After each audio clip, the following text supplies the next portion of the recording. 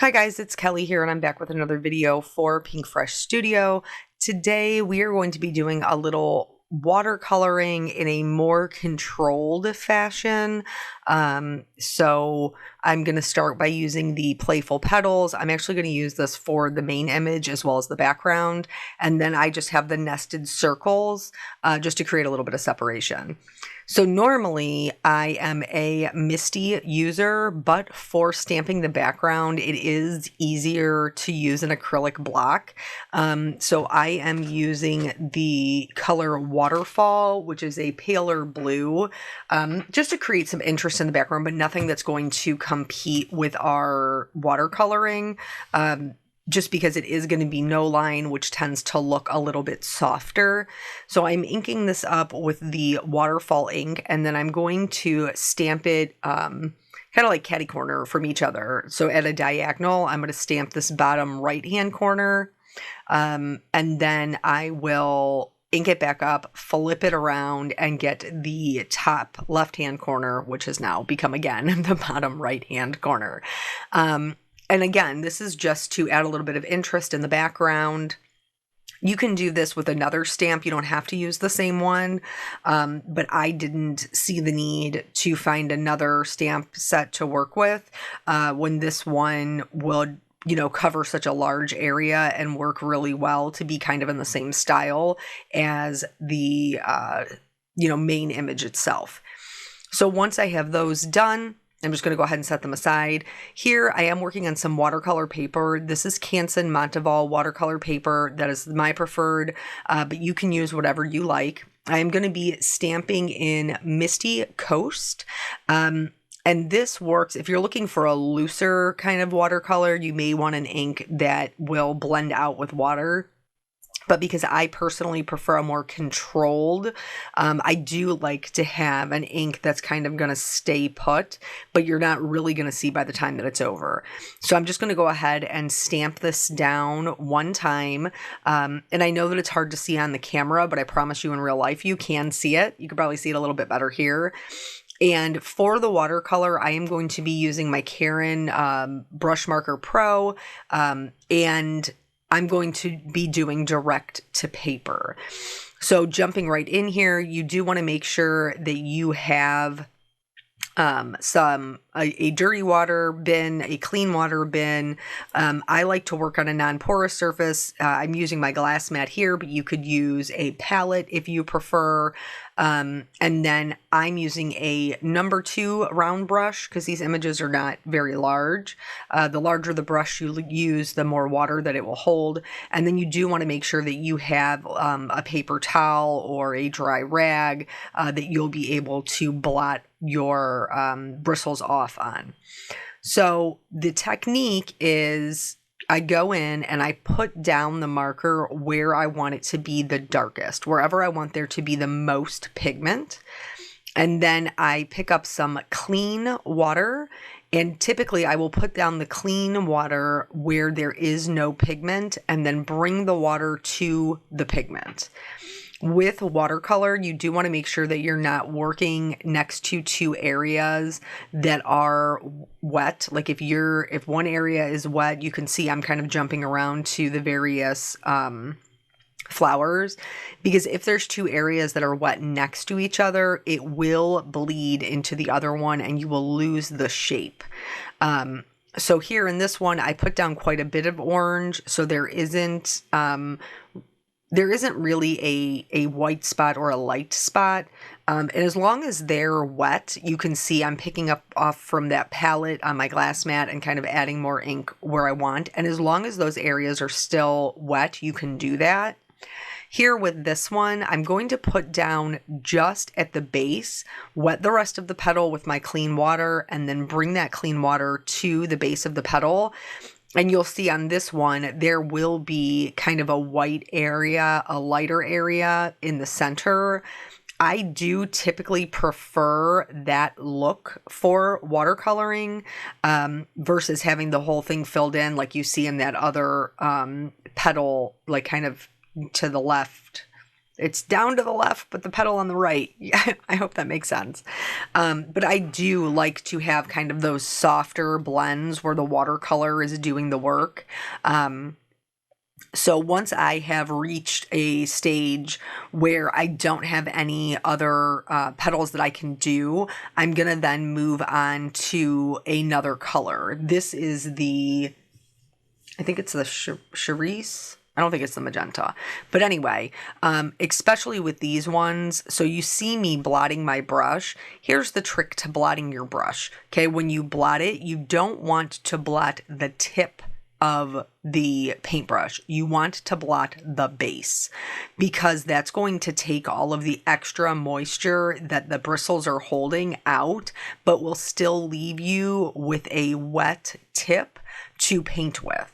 Please excuse my camera. It decided to focus on my hand and not on my painting, so I apologize for that. But when you do that, especially with these smaller areas, it's going to give you so much more control. The rule of thumb basically is the more water you use, the less control you have. So you want to be using just a minimal amount of water. And because I'm using so little water, these areas are drying pretty fast. So I'm not having to wait to go back in and work on other petals. But you can go kind of too far the other way if you blot the top of the paintbrush or the whole, like the whole sum of the bristles. You have to have some moisture in order to be able to move the pigment around. So I ran into that problem just a little bit when I was doing the stems, and you'll see, like, sometimes I go to paint and there's just really no pigment coming out, and that is because I just didn't have enough water. I had blotted off too much. Once you get comfortable and you kind of get into a groove, you can do multiples at a time. So here, none of these petals are touching, so I know I can go in with my marker, put down the ink, and then just kind of blend them out. You do have to have like for these petals that are a bit bigger, like you do want to make sure that you have enough water, that there is a sheen on the whole petal, because the pigment is going to go wherever the water is.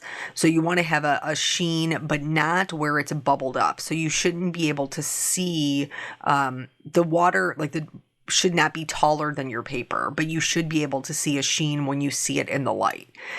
And again, I'm just going to keep going back in. That's why I have that kind of palette off to the right-hand side, so that I can pick that up with my paintbrush and drop in additional pigment. You can do it straight from the marker as well, which you'll see me do here in a little while. If you're looking for, to add a lot more pigment, you can just go straight in with the marker, but only if it's still wet. That's the trick. If it's dry, then you need to go in and you need to do a full another layer. That is really the proper way to do watercolor, is to build up your colors in layers. But truthfully, I'm kind of a lazy watercolorist, and I want to be able to get it all done in one shot. I don't want to be able, I don't want to have to go back in and do multiples. So you find you're happy, maybe you'll enjoy building up the layers. You can incorporate different colors, things like that. I typically tend to do it all at one time, even if I'm adding in other colors. So I did those 3 orange. If I wanted to add some yellow in there, I would have just dropped it in while it was still wet. For the leaves, I am doing a mixture of a turquoise and a green. That turquoise is going to kind of touch back to that waterfall that we already stamped in and work really nicely with that. But basically what I'm doing is I'm doing the same thing where I'm adding the color where I want it to be the darkest. But then in addition, I'm also pulling that color straight down to follow where the stems are.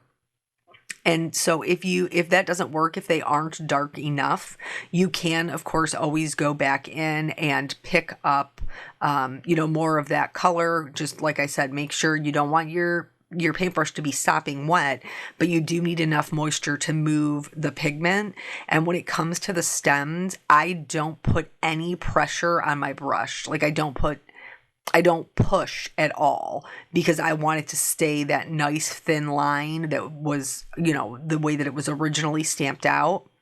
Now that the leaves on the right are dry, I can go back in and do the leaves on the left-hand side of this particular one.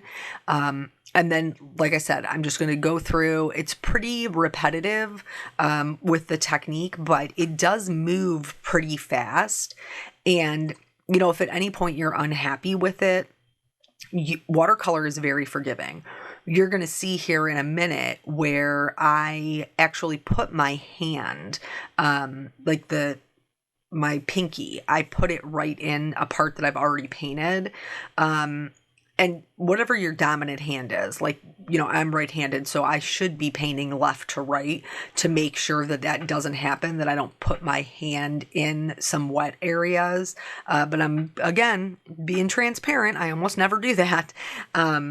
So I did end up sticking my hand in it. However, it gives me a really great opportunity to show you that if it happens to you, if you get ink where you don't want it, or there's a spot that you're unhappy with, like how well it will pick up.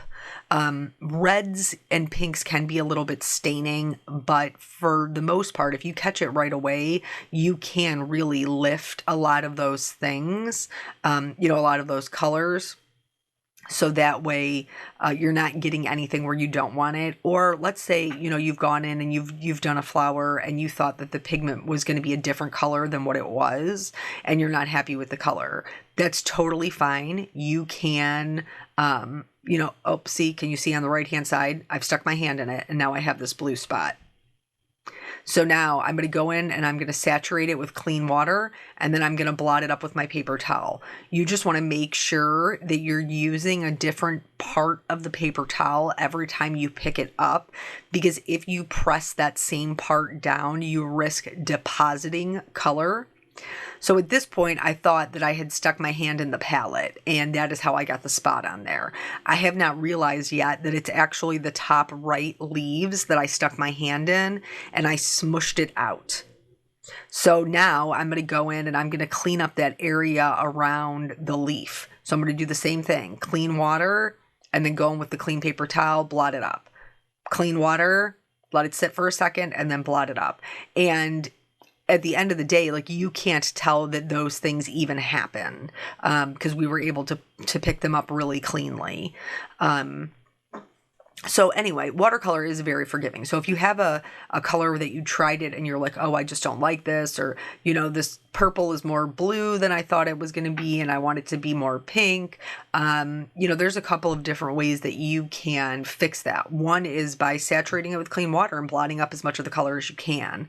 Another way is to work in those layers, so that if you have a purple that was a little bit more on the blue side and you want it to be more pink, great. Go in there with a pink, or a pinkish purple mixture, and go right over top and kind of glaze that color over top. It really is, I don't watercolor more just because for me it tends to be more time consuming than my coloring, but the results are almost always worth the time. I just sometimes don't have the time to spend. And this type of image is a great one to learn on, because when you stamp it, even with the die, you can cut out those 3 larger flowers. So in the stamping, the leaves don't necessarily touch the flowers. It's a little bit more separated. So doing the watercolor, you're able, to kind of manipulate the image a little bit. But if you wanted to leave it the way that it was, where they weren't touching, you would be able, to do the leaves separately, to do, each flower separately, and you wouldn't have to worry about them bleeding into each other. So now we're just adding in the greens. This is a These colors are a bit brighter. I know we're heading into fall, but your girl loves a bright bouquet. So I have no regrets. But if you do want, more muted colors, and you can obviously buy them in the brush markers, but I have found that just mixing my own colors.